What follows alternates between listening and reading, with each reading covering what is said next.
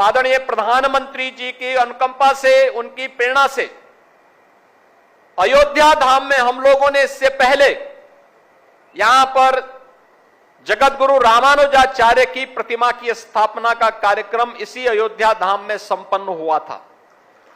भगवान राम की सर्वाधिक भक्ति गीतों को गाने वाली लता मंगेशकर जी के नाम पर भी अयोध्या में एक चौक की स्थापना की है और लता मंगेशकर जी के गीतों के माध्यम से संपूर्ण भारत को जोड़ने का जो कार्य अयोध्या में उनके स्मारक के माध्यम से हुआ है, आज आप सभी राम जन्मभूमि मंदिर परिसर में उपस्थित हैं।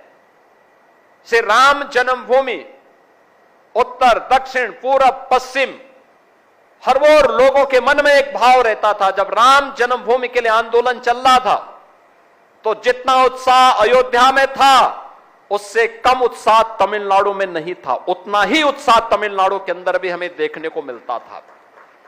और मैं देखता था उस समय, हम लोग छोटे छोटे थे, हम लोग देखते थे जब राम जन्मभूमि आंदोलन में हम लोगों को आने का जाने का अवसर प्राप्त होता था। आंदोलनों में हम लोग देखते थे तमिलनाडु से, कर्नाटक से, आंध्र प्रदेश से, केरल से बड़ी संख्या में राम भक्त आकर के इस आंदोलन के, इस अभियान का हिस्सा बनते थे और एक ही उस समय नारा लगाते थे कि रामलला हम आएंगे, मंदिर वहीं बनाएंगे, मंदिर वहीं बनाएंगे का नारा लगता था। और उस समय लोग बोलते थे क्या मंदिर बन जाएगा? हम लोगों को संदेह तो नहीं था, हम मानते थे हमारा कार्य तो भगवान के प्रति समर्पण का है, बाकी तो भगवान अपना रास्ता स्वयं बनाएंगे।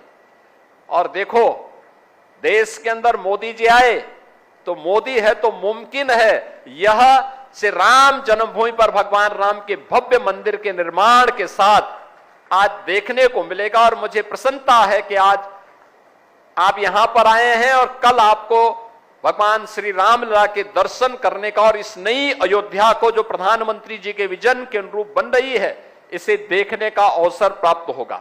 और आप जो उस समय इस आंदोलन के साथ जुड़े थे, अंतःकरण से प्रसन्नता की अनुभूति करेगा। और खासतौर पर भगवान राम ने पहला ज्योतिर्लिंग की स्थापना कहीं पे की थी तो तमिलनाडु में भगवान राम ने श्री रामेश्वरम में सेतु बंध के निर्माण के समय की थी।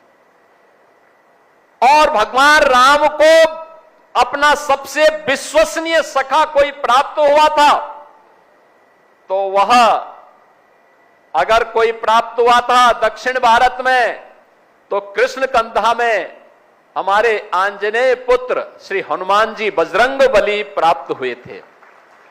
आप कल आएंगे, हनुमानगढ़ी में भी दर्शन जरूर करिए, हनुमानगढ़ी भी जाइए, आप देखेंगे कितने ऊंचे टेले पर हनुमान जी हैं। और इसी के ठीक बगल में सुग्रीव किला भी है, सुग्रीव जी का भी किला यहां मौजूद है।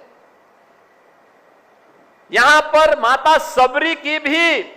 बाकी अन्य खबरों के लिए देखते रहिए शेष खबर।